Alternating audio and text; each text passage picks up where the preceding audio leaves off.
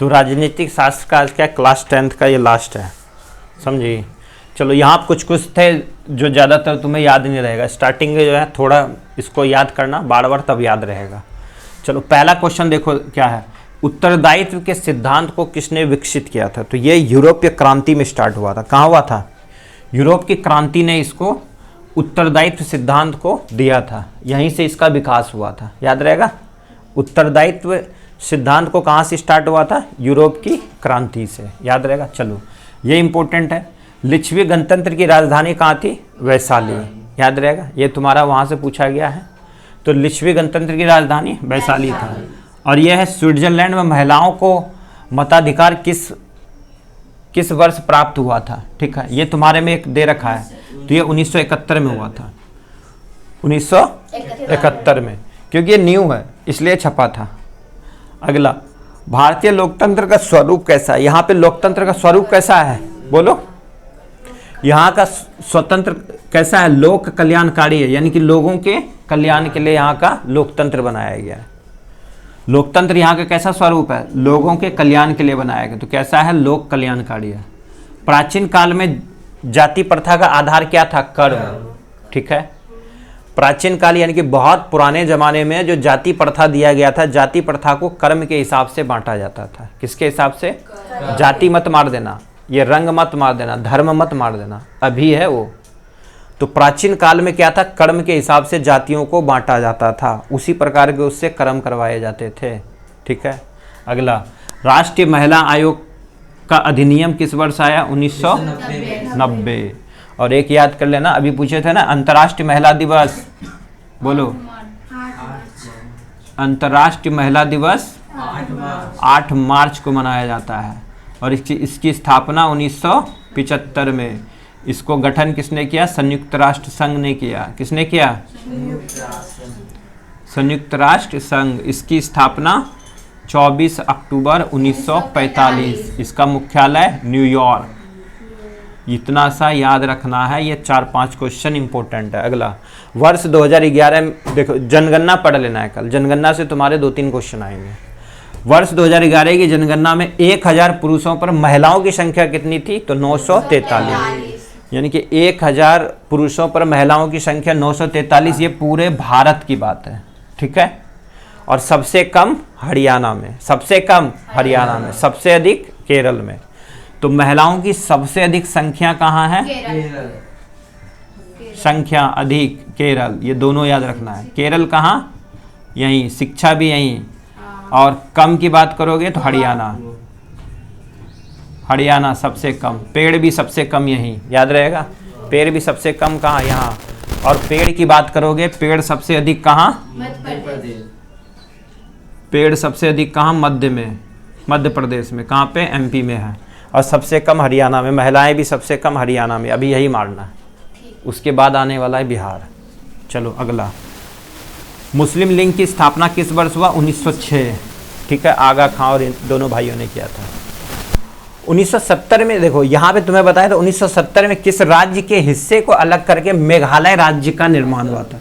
तो मेघालय जो बना है हमारा, जिसकी कैपिटल शिलोंग, तो इसका राज्य की स्थापना असम से हुआ था। कब हुआ था?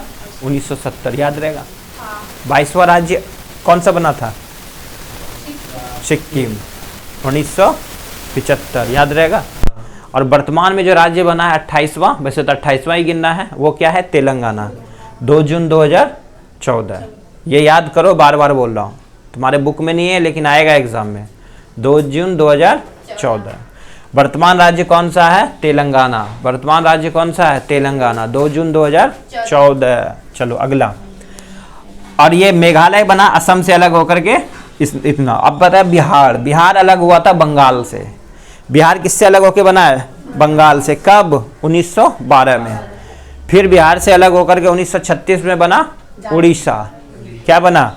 उड़ीसा। फिर बिहार से अलग होकर के झारखंड बना, जो अभी है वर्तमान में, ठीक है।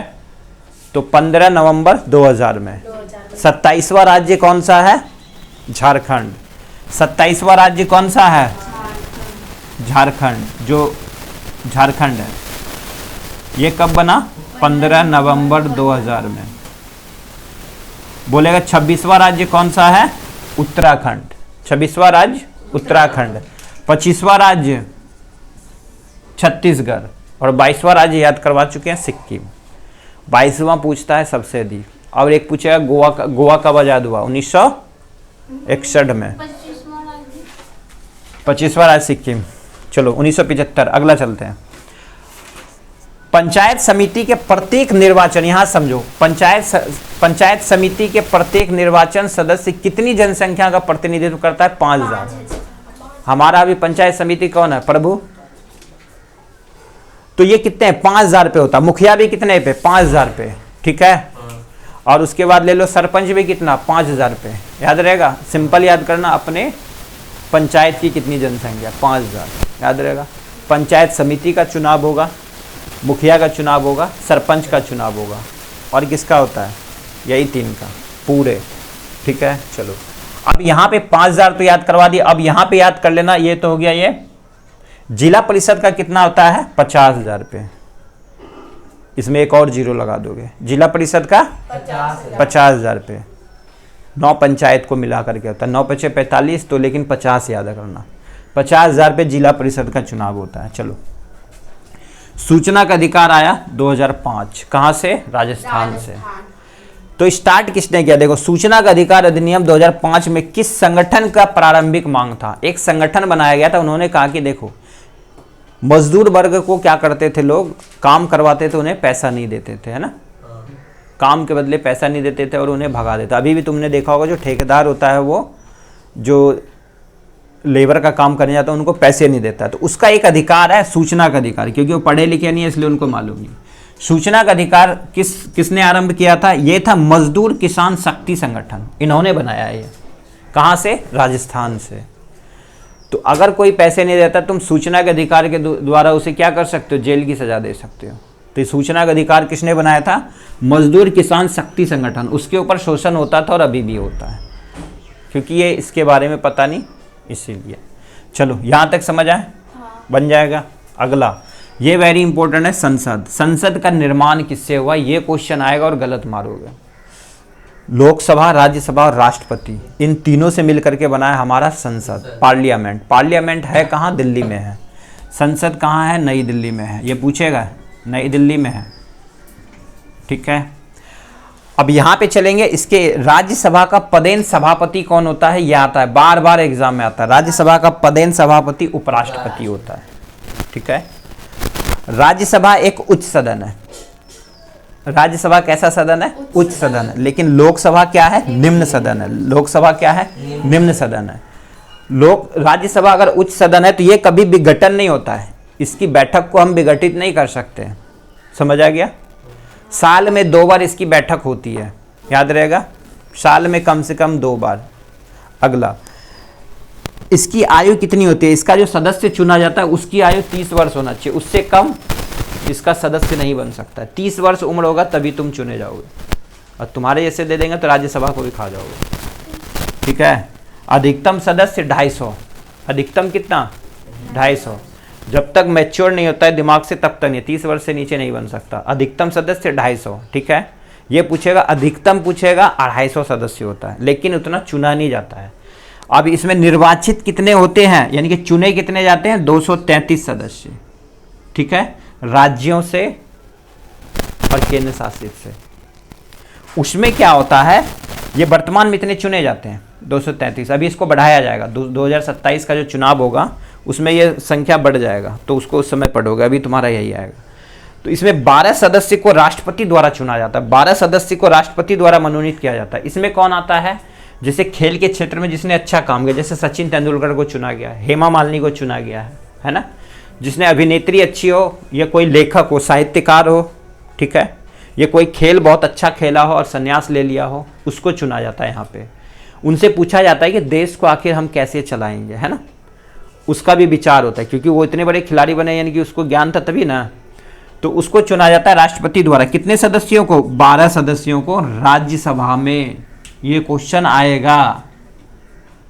तो 12 सदस्यों को कौन चुनता है राज्यसभा में? राष्ट्रपति चुनता है। कौन से चुने जाते हैं? साहित्य, अर्थशास्त्र का हो, भौतिकी का हो, खेल के क्षेत्र में हो, क्रीड़ा क्षेत्र में हो, इन सभी के चुने जाते हैं। ये शांति के क्षेत्र में कोई काम कर रहा हो। अगला है लोकसभा। लोकसभा निम्न सदन, ये विघटित हो सकता है। इसकी आयु 25 वर्ष होती है और इसी से चुना जाता है हमारा प्रधानमंत्री। तो प्रधानमंत्री की भी आयु कितनी? 25 वर्ष। ठीक है, चलो। सबसे युवा प्रधानमंत्री राजीव गांधी था, याद रहेगा। अधिकतम सदस्य 552 है, लेकिन इतने चुने नहीं जाते। चुने कितने जाते हैं? इसके चुने जाते हैं तुम्हारे 543 ही। कितने चुने जाते हैं? 543। उसमें 2 राष्ट्रपति द्वारा चुने जाते हैं एंग्लो इंडियन को। किसको चुनते हैं? एंग्लो इंडियन वो होते हैं जो यहाँ के नहीं होते हैं, वो विदेश के होते हैं, है ना। जैसे मान लो इंग्लैंड का कोई व्यक्ति है और क्या नाम है, इंडिया की महिला से उसने शादी किया, तो उसके जो बच्चे होंगे उसे एंग्लो इंडियन कहेंगे, याद रहेगा। एंग्लो इंडियन किसे कहते हैं? उसके बच्चों को कहा जाएगा। तो उनको यहाँ पे मौका दिया जाता है, ठीक है, उनको यहाँ पे मौका दिया जाता है। तो 2 सदस्य, और ये भी, इनमें भी एंग्लो इंडियंस भी आते हैं, तो ये 2 सदस्य थे। वैसे इसको खत्म करने की मांग की गई है। चलो, लोकसभा के सदस्य का कार्यकाल 5 वर्ष का और राज्यसभा के सदस्य का कार्यकाल 6 वर्ष का होता है। ये इंपॉर्टेंट है। राज्यसभा उच्च सदन है, 6 वर्ष के लिए चुने जाते हैं। और इसमें एक इंपॉर्टेंट है, ये हर 2 वर्ष में इसके जो सदस्य होते हैं ना, 1/3 सदस्य सेवानिवृत्त हो जाते हैं, यानी कि खत्म हो जाता है उनका कार्यकाल। 1/3 सदस्य यानी कि 1/3 सदस्य खत्म हो जाते हैं और फिर उनका निर्वाचन होता है, समझ गए, तब उसकी नियुक्ति की जाती है। लेकिन लोकसभा में ऐसा नहीं है। लोकसभा में हर 5 वर्ष बाद चुनाव होता है, तभी वो प्रधानमंत्री चुना जाता है। लेकिन राज्यसभा में हर 2 वर्ष में, हर 2 वर्ष में 1/3 सदस्य सेवानिवृत्त हो जाते हैं। ये इंपॉर्टेंट है बहुत। और ये तुम्हारा अभी करंट का इंपॉर्टेंट है। 17वीं लोकसभा चुनाव चल रहा है। यहाँ पे महिला सदस्यों की संख्या 78 है। ये तुम्हारे बुक में नहीं आएगा। उसके बाद कितने % पूछा जाएगा? तो 14%। जो तुम्हारा 15वीं लोकसभा था, 15वीं लोकसभा में कितना था? 10%। 15वीं लोकसभा में 10% महिला थी, अभी वर्तमान में 14% है। और इसकी मांग कितनी रखेगी? 33% महिलाएं होनी चाहिए हमारी संसद में, ठीक है। इतना पढ़ोगे, समझे?